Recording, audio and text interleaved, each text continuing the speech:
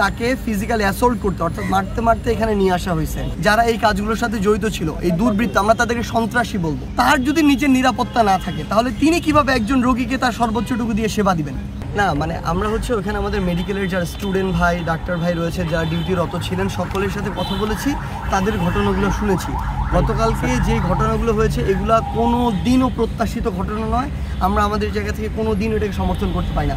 আমার একজন ডক্টর ভাইকে না জেনে না শুনে, উনি ওইটার সাথে ইনভলভ কিনা, ওনার কোনো দায় আছে কিনা, কিচ্ছু না জেনে তাকে ফিজিক্যালি অ্যাসল্ট করতে অর্থাৎ মারতে মারতে এখানে নিয়ে আসা হয়েছে ডিরেক্টরের রুমে। এটা কি কোনো একজন সুস্থ মানুষ করতে পারে? পুরো বাংলাদেশের একজন সুস্থ স্বাভাবিক মানুষ কোনো এটা মানতে পারে না। আমরাও এটা মানতে পারি না।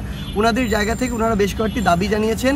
এর মধ্যে আমাদের প্রথম যেটি জানিয়েছেন সেটি হচ্ছে যে যারা এই কাজগুলোর সাথে জড়িত ছিল, এই দুর্বৃত্ত, আমরা তাদেরকে সন্ত্রাসী বলবো, যারা এই কাজগুলোর সাথে জড়িত ছিল তাদেরকে যেন গ্রেফতার করা হয়। আমরা শতভাগ একদম। আমরা বলি যে তাদেরকে দ্রুততম সময়ের মধ্যে, সম্ভব হলে আজকের মধ্যে গ্রেফতার করা হোক। এবং দ্বিতীয়ত বলেছেন যে এখানে নিরাপত্তা নিশ্চিত করতে। অবশ্যই আমার একজন ডক্টর মানুষের সবচেয়ে ক্রিটিক্যাল টাইমে তাকে চিকিৎসা দেন, তার যদি নিজের নিরাপত্তা না থাকে তাহলে তিনি কিভাবে একজন রোগীকে তার সর্বোচ্চটুকু দিয়ে সেবা দিবেন? এটা তো সম্ভব না। সেই জায়গায় তার সর্বোচ্চ যেন নিরাপত্তা নিশ্চিত করা হয় এবং হসপিটালের নিরাপত্তাটা যেন নিশ্চিত করা হয়, এটি একটি কথা বলেছেন। সো আমরা এই কথাগুলো শুনেছি এই জায়গা থেকে।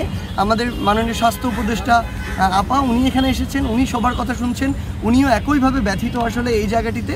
তো আমরা চাই এটি দ্রুততম সময়ের মধ্যে হোক। এবং আমরা আমাদের জায়গা থেকে শুধু আমার ডাক্তার ভাইদেরকে একটি জিনিস অনুরোধ জানিয়েছি, প্রত্যেকটি ক্রান্তিকালীন সময়ের মহামারীতে তারা যেভাবে সব কিছু ভুলে গিয়ে, নিজের কথা ভুলে গিয়ে এই মানুষদেরকে সেবা করেছেন, সেটা করোনা বলি আর যে কোনো সময় বলি, ওই সেবাটা আসলে জারি রাখতে হবে। এই বাংলাদেশ সৃষ্টির পর থেকে আজকে পর্যন্ত কখনোই এমন হয়নি যে ঢাকা মেডিকেল ইমার্জেন্সি বন্ধ ছিল।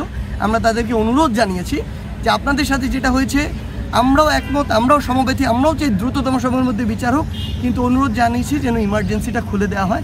কারণ এমন অসংখ্য মানুষ থাকে যারা আসলে আমাদের মতো তাদের সাথে সমব্যথী, কিন্তু তারাই আজকে যদি ইমার্জেন্সিতে এসে মানে নেসেসারি যে চিকিৎসা হঠাৎ প্রয়োজন বা ইমার্জেন্সি প্রয়োজনটি না পায়, যদি তার সাথে খারাপ কিছু হয়ে যায়, আল্লাহ না করুক, এটা তো আমরা আসলে নিজেদেরকে, আমি জানি আমার ডাক্তার ভাইরাও তারাও নিজেদেরকে এই বিষয়ে তখন আসলে ক্ষমা করতে পারবেন না। সেই জায়গা থেকে আমাদের এটি চাওয়া আসলে যে ইমার্জেন্সিটি খুলে দেওয়া হোক। আমাদের তাদের সাথে কথা বলে মনে হয়েছে দ্রুত হয়তো এটি খুলে দেওয়া হবে, আশা করি।